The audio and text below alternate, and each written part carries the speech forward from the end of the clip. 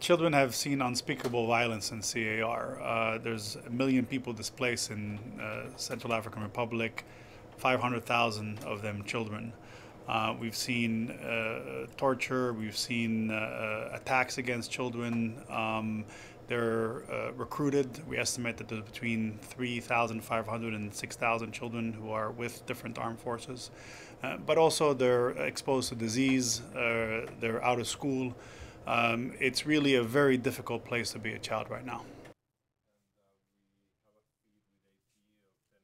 We are on the edge of something very serious in CAR, and we want to do everything possible so that we don't get over that edge.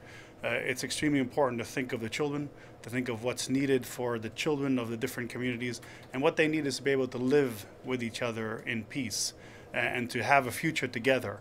And that could only be done if people step away from this precipice, people step away from this fostering of violence and use political dialogue to try to resolve the issues that they have in front of them.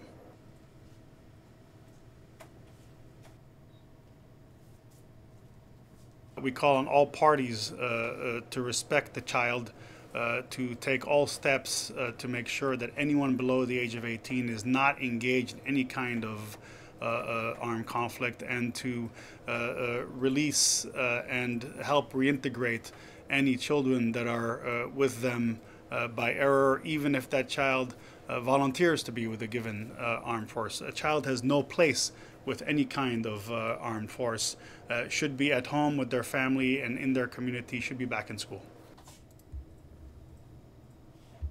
What CAR right now needs is for the politicians on different sides to get together and bring the communities together. It also needs a very strong peacekeeping force so that we can help that process and help avoid a deterioration of the situation from a security standpoint.